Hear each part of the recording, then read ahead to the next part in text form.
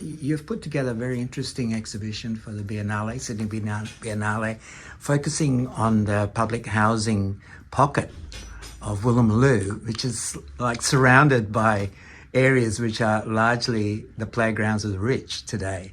You managed to bring out, through the residents' voices, many of the strengths that allowed that community to survive this long, because there's a relentless attempt to privatise all these areas which are now prime real estate.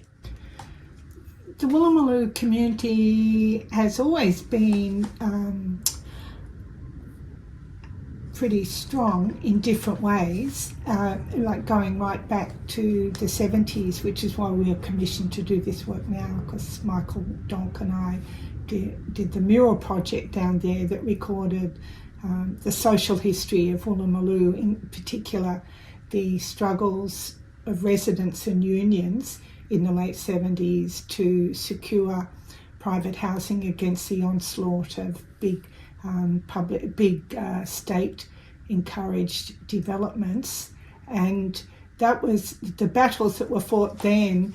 They were possible partly because the community itself was surprisingly resilient despite difficulties in terms of social opportunities that the community might have experienced. So, and historically Woolloomooloo's, a suburb, a strong working class suburb. The waterfront has played a really important part. There are strong migrant communities in Woolloomooloo as well. And so, although the population down there has changed somewhat since that time, you still find that it's a very diverse community. It's still very much a working class community, but the issues around housing and homelessness, which were so important at the time, are still really important, slightly different in the details, but nonetheless, and the gap between the situation there for many of the people who live in public housing, or who in fact has a very large homeless population, some of whom reside at the Matthew Talbot Hostel, and others who reside around Tommy Wren Square and Woolloomooloo Reserve within the heart of Woolloomooloo. There's a huge discrepancy between life for those people in Woolloomooloo and those people who live on the wharf in those incredible sort of mega apartments, and also in terms of the people who inhabit those accommodations further up the hill, like including the Art Gallery of New South Wales, which overlooks Woolloomooloo, and Woolloomooloo looks up to the Art Gallery as well. And so we were really interested in the sort of gap between those two outlooks. And so that's what we've tried to explore in the work, which we call Person to Person, and which is very much about people in place, people in that place of Woolloomooloo, and how from their point of view life is experienced. How did your connection with the Woolloomooloo estate, both you and Michiel, how did it begin? At the time, Michiel and I, we were working on a lot of public art projects. Also, we'd worked a lot with mural projects with unemployed young people around Redfern, Rozelle. We'd also done quite a bit with trade unions, murals in the workplace, that sort of thing.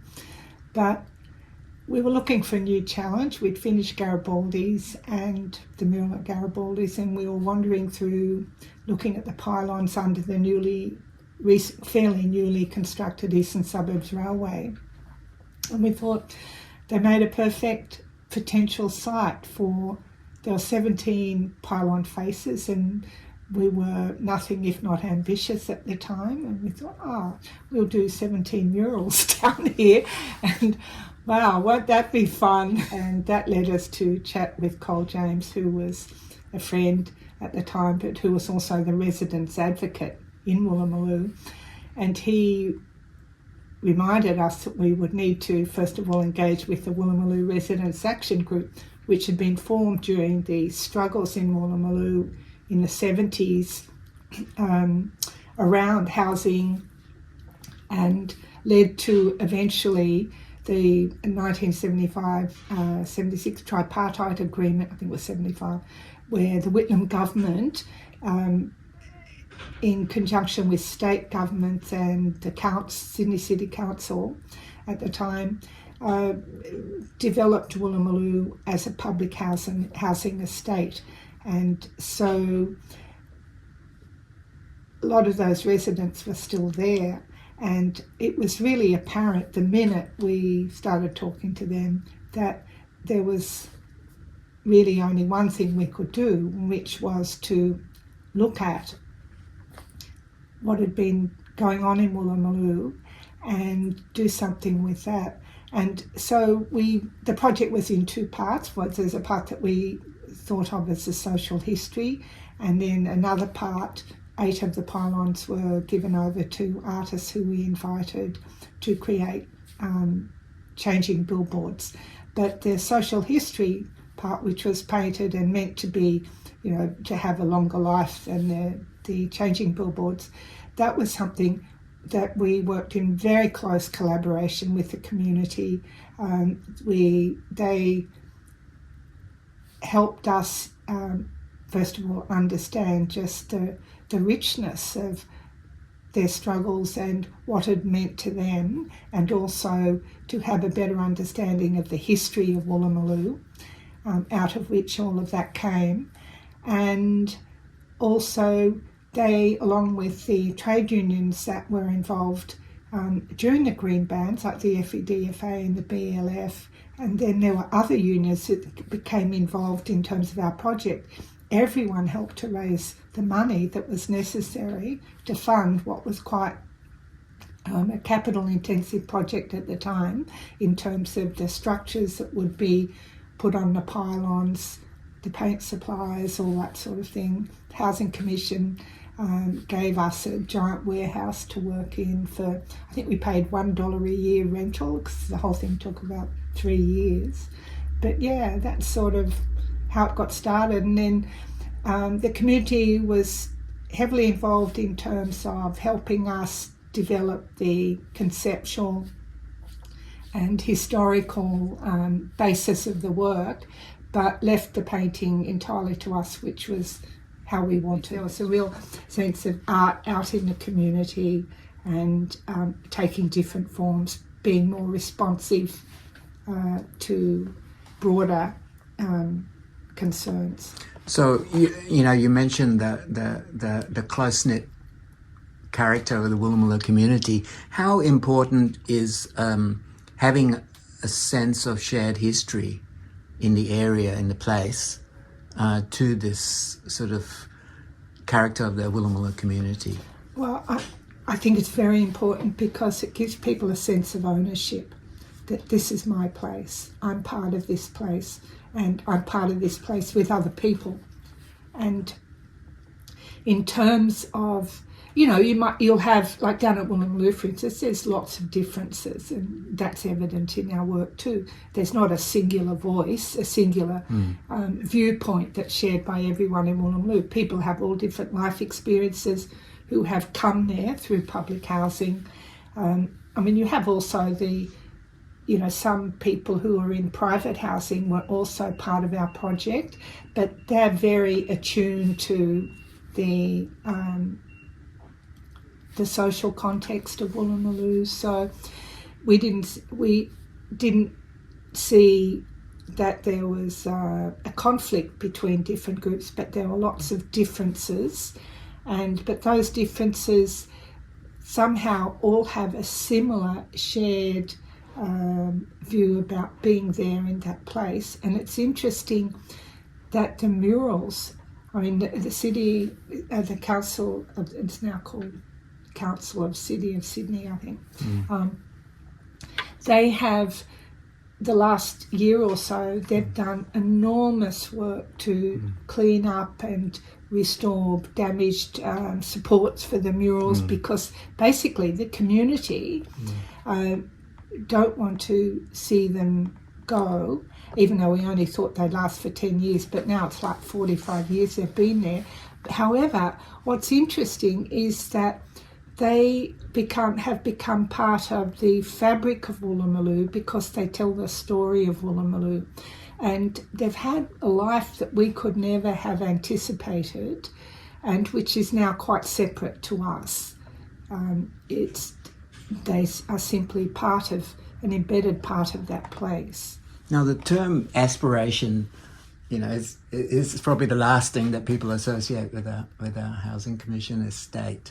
But in your exhibition, I think you found in the voices of residents an aspirational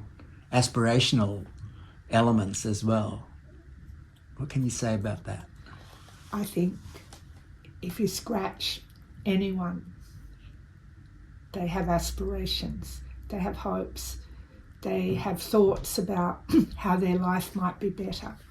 And it's just about paying attention, really. I mean, lots of people in Woolloomooloo have aspirations, and also, like, for some people, I mean, I'm thinking of Fiona, who unfortunately died during our shoot, but Fiona had come, found herself unexpectedly without housing and living in hostels, and then through housing, she was given this house in Woolloomooloo that for her was paradise, and she was so happy living there. I mean, she'd lived there for, I think, over 20 years before she died.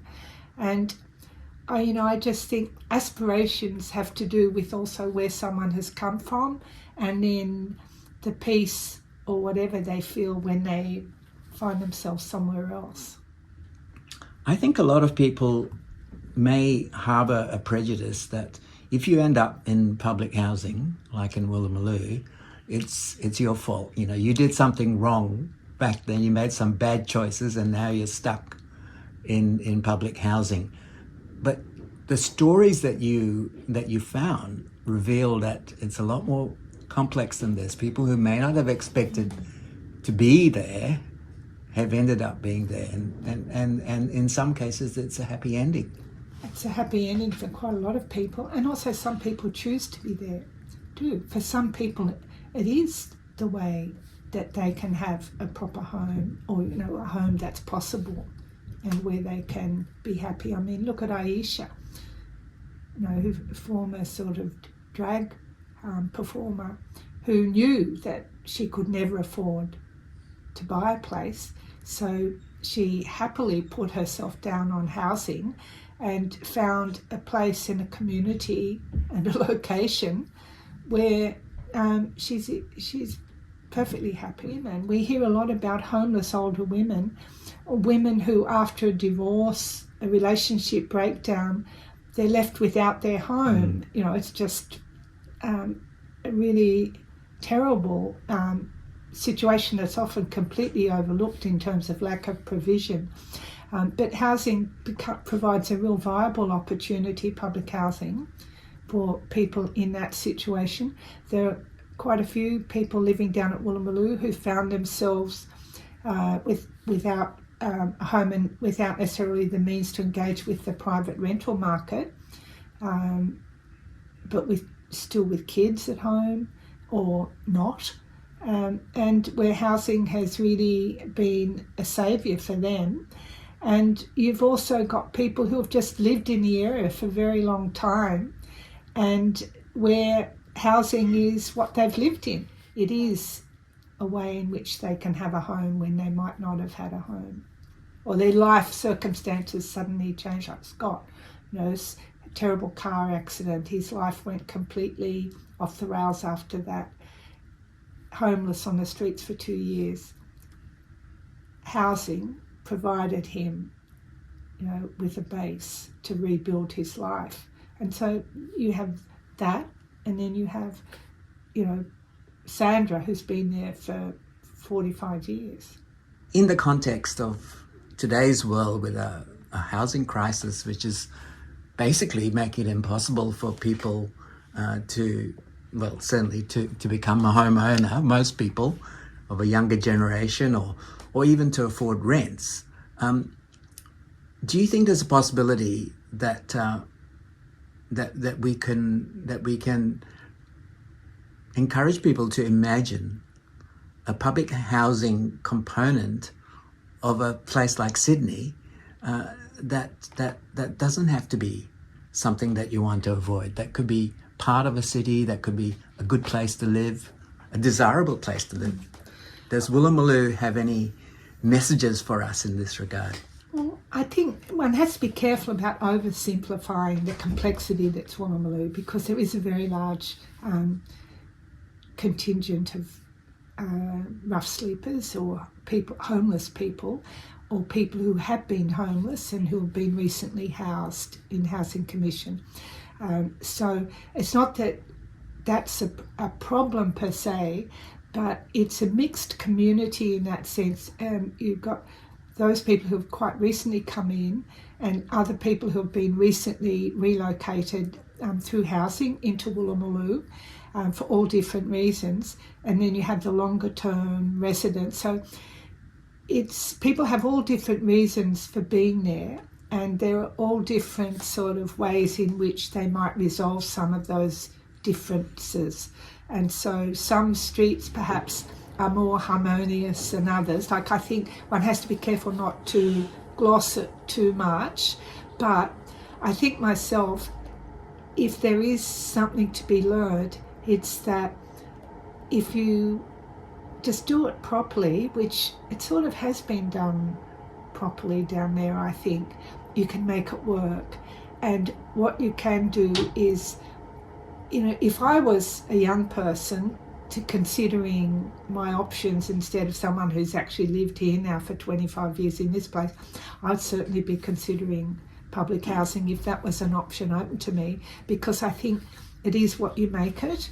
And certainly down in Woolloomooloo, you see that it is what people make it, and that's got all the good and all the sometimes difficult things about it. It's how is a sort of community spirit engendered. That's really important in terms of making places work and work within a larger context. But you know, I think with Woolloomooloo, it's a pretty good example, you know, of how, despite on the face of it extreme polarities, you can make it work.